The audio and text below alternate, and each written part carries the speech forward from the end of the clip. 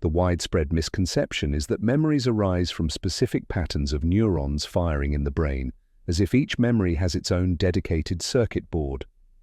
According to this erroneous belief, all a person's memories, spanning an entire lifetime, are permanently etched into the brain and can be accessed by flipping a switch to establish the necessary electrical connections. This conception is wrong. In this video, I explain why we know memories are not stored in the brain and how memories come from a source outside of us.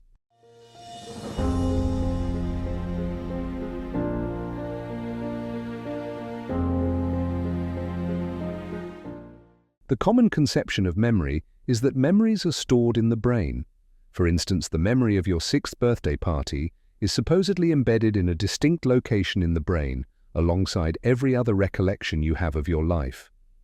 Consequently, millions of neurons are supposedly reserved exclusively for each memory, and they can't be repurposed for anything else. But storing vast numbers of memories and keeping the neurons reserved for every memory from a lifetime is impossible. The neurons are renewed about 10,000 times in a lifetime.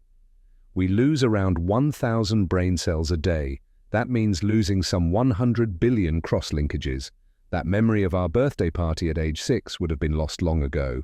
The notion that memories are stored solely in the brain presents additional challenges. Simon Berkovich, a computer science expert from the United States, and Herman Minkowski, a brain researcher from the Netherlands, reached the same conclusion independently. The brain cannot possibly store all of our thoughts and experiences from our entire lives. To do so would require the brain to have a processing speed of 1024 bits per second, which is not feasible. Even watching just an hour of television would exceed our brain's processing capacity for memory retention. According to physician Pim van Lommel, storing such a vast amount of information and the related thoughts would fill up the brain's capacity. Anatomically and functionally, it is simply impossible for the brain to have this level of speed, he states. There are more reasons the notion that memories are stored in the brain is unsupportable. Some individuals remember every event that happened every day of their lives. The ability is called hyperthymesia. Actress and author Marilu Henner can recall everything that happened every day of her life. It would be impossible for all those memories to be stored in neurons dedicated to each memory in the brain. Kim Peek, whose life inspired the movie Rain Man with Dustin Hoffman and Tom Cruise, had macrocephaly resulting in damage to the cerebellum. He didn't learn to walk until age 4 and walked in a sidelong manner throughout his life. He could not button his shirt and had difficulty with other motor activities. His IQ score was well below average. Despite his shortcomings, Peek possessed an extraordinary ability to recall information. He achieved the remarkable feat of memorizing more than 12,000 books and had an encyclopedic knowledge of geography, music, literature, history, sports, and 9 other fields of expertise. His memory was so exceptional that he could effortlessly recite all the area codes in the United States, as well as the major city zip codes. In addition, he memorized the maps found in telephone books and could provide precise directions for traveling from one US city to another, including how to navigate the streets of that city, down to the last detail. All of those memories could not be stored in the tiny capacity of the brain. People can also access memories they never experienced, so they could not be stored in the brain. Psychics can access memories about other people's lives with great accuracy. Past life regression sessions result in people being able to recall memories of someone else's life that are checked out and found to be true. People can predict the future, but no sensory neurons have been created during experiences to establish the memories. Mental mediums can recall events from people's lives without having the experiences the mental mediums describe. Remote viewers can bring to mind pictures, objects, and scenes distant from them that they have never experienced, so the memories could not have been stored in the brain. We know memories are not coming from neurons in the brain. Then where do they come from? Memories are experiences. We can have an experience of a sight, sound, touch, smell, taste, or bodily sensation by intending it to come into awareness. The experiences are not stored. They are simply accessible. We access them by intending to have the experience. We are so accustomed to thinking of records as being stored in file cabinets or hard drives that we imagine memories of experiences are being stored in some location in some medium. However, we must not think of memories as stored. Instead, they are simply accessible. No effort to describe a location or medium for the messages will be adequate. There is a suggestion memories are in the Akasha, a vast storehouse of everything that ever was or ever will be. The records are called Akashic records. That terminology is fine as long as it doesn't suggest there is an immense library somewhere with all the records in storage like files in a filing cabinet or on a hard drive. The experiences in memories are only accessible. These experience memories include everything that ever was or ever will be in experiences, thoughts, feelings, and everything else that some individual has experienced. The aptest conceptualization of this concept is the visualization by Herman Minkowski, Einstein's professor, who suggested space and time are in a block called spacetime. All the experiences, thoughts, emotions, skills, and everything else that individuals have experienced in all of humankind's history and future are in the spacetime block. The block image is just an analogy. Think of the block as accessible, but not in a physical sense you could see. I'll use a block analogy in this explanation, but realize it's referring to the vast expanse of knowledge we can access, but has no location, no dimensions, and no physical properties. I'll use the term space-time access to help keep the analogy of a block from misguiding you into visualizing memories as being stored in a physical cube with 3 dimensions and an implied 4th dimension of time. The memories are simply accessible. They don't exist in a location. Some misinterpret the analogy of the space-time access, believing it suggests that everything in our lives is predetermined, so we just play out the predetermined scripts of our lives as they progress through space-time.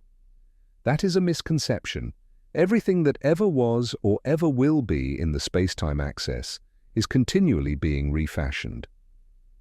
Our mental and physical experiences today affect the mental and physical experiences of the past and the future. We don't consciously affect our past and future experiences. We have no knowledge of the effects. They happen as a natural consequence of living with the laws of space-time, in which past, present, and future are dynamic rather than static. The effect of events now on the past has been called retrocausality. We have free will, and what all of humanity chooses using our free will is determining the contents of the space-time access throughout what we call time. Every now moment of experience about to come into our awareness has a range of potential characteristics called a probability wave. No single reality is present in the space-time access before someone has the experiences. Once someone has the experiences, the probability wave collapses into one reality. That one reality becomes established in our collective minds through our universal intelligence, which is the basis of all that is. There is no physical realm outside of us. There are only our minds and experiences. We are creating the reality we are all experiencing each time we have such a collapsed experience. We're dreaming the same dream together and creating the dream together as we have experiences. The memories each experiencer has of an experience are not of all the features of the experience. Each experiencer comes away with unique memories of the event that include a small sample of the entire event unique to each individual. We then have a memory of this small sampling of the event's characteristics in the space-time access that we can access. Others there at the time will have a different sampling of experiences they recall later when remembering the event. The memories in the space-time access are personal and dynamic rather than impersonal and static. There is no record of the entire event like an impersonal video in storage. There is no physical world outside of people's experiences. Only people's unique memories are in the space-time access.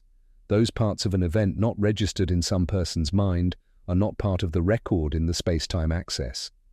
We're accustomed to thinking of history as events outside of consciousness that happened in an objective world. There is no objective world. History is only a record of people's experiences. As such, it is more appropriate to refer to histories, plural. Today, we have video and audio recordings that seem to suggest there is just one objective set of experiences in events. that is an illusion. Each time someone experiences the video or audio, a new set of unique memories that is a small sampling of the experiences is established.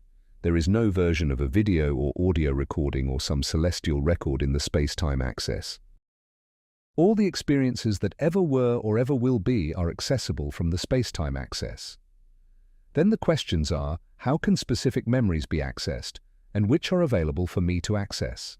We have experiences in awareness. We access experiences we are having now as we live on Earth, and we access experiences we draw from memory in the space-time access. We experience all in the now point of awareness that has no dimension in time. Awareness is the window through which we experience our lives. The contents of awareness are constantly changing. During our journey in Earth School, we might see a bird, hear the bird's song and the rustling of leaves, smell the pleasant natural smell of a forest, taste the mint we have in our mouth, and feel a cool breeze across our arms. At every now instant, the experiences in awareness change to a new set of Earth School sensory experiences in the space-time access. The sensory experiences, then, are accessible as memories in the space-time access. Memory experiences do not contain the entire range of sensory experiences in our environment during a moment of time. Our awareness is very narrow. We become aware of only what we need to function successfully and survive in Earth School, what cognitive psychologist Donald Hoffman describes as enhancing our fitness for survival. The memory experiences, then, include only what we perceived in the moment, a small sampling of everything that was happening in that instant. We then draw from the space-time access to bring memory experiences into our awareness.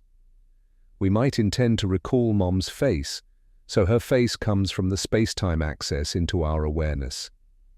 The emotion of love for Mom is part of what comes into awareness. But we also have experiences come into our awareness without our intention. They come from associations that draw memories from the space-time access. A cardinal singing may bring to mind Mom's love of cardinals, which might cue into awareness Mom's face, which might cue into awareness the image of Mom's ceramic cardinal, and on and on. The experiences come to us because we are engaged in the experience of Mom. The network of memories associated with other memories in the space-time access is called associative networks. When we have an experience, either from sensing the world or from memory, the experience cues other experiences related to the experience. As we are trying to remember something, we scan the vast array of experiences in the space-time access to see whether one of them fits our criteria.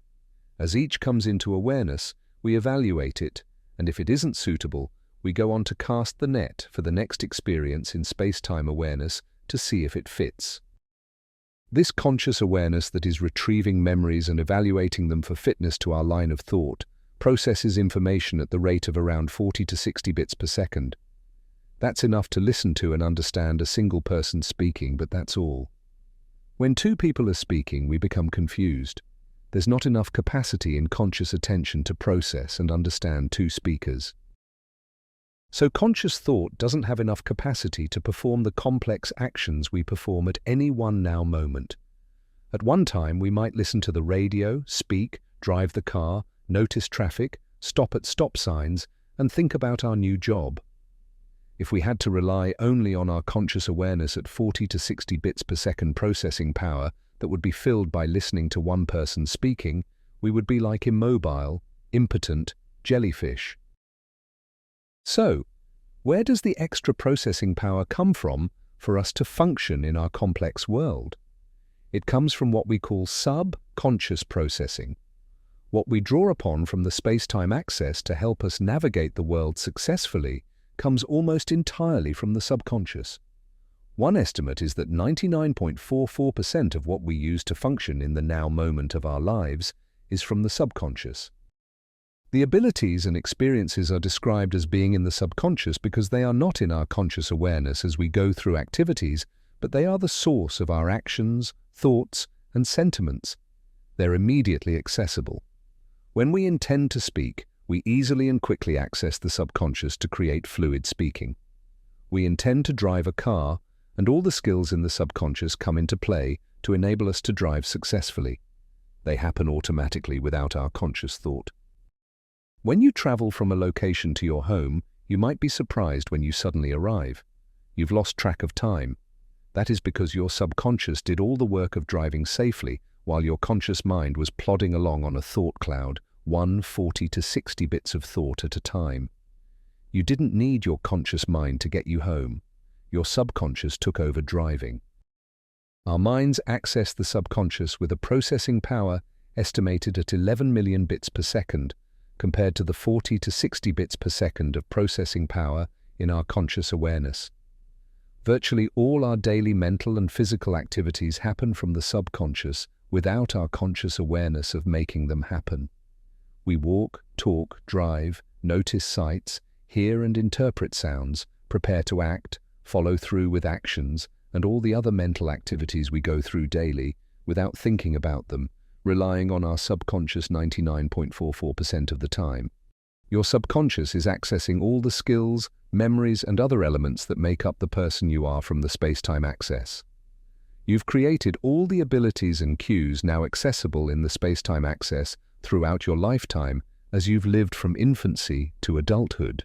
You now access them at light speed with very little involvement from your tiny awareness plodding along at 40 to 60 bits per second. The abilities we access from the space-time access that is the subconscious are profound. Pianists access their abilities from the space-time access while playing a concerto. They are able to cue up the experiences they've had with the piano because they have practiced until they learn the correct combination of actions that move the body when the pianist intends for them to do so. The actions of a virtuoso performance are not coming from the muscles in the body, the brain, or conscious awareness. The pianist's mind accesses the skills in the subconscious from the space-time access to cause the muscles to perform like a marionette's puppeteer. Your subconscious has no physical limitations, it has no time limits. The reason is that it is not your subconscious. There is only one subconscious. It is the space-time access that includes all experiences of events, sensory experiences, thought experiences, and everything else individuals have experienced from all time in all places. It is not the space-time access described by most cosmologists who suggest it includes events that are not personal to some person.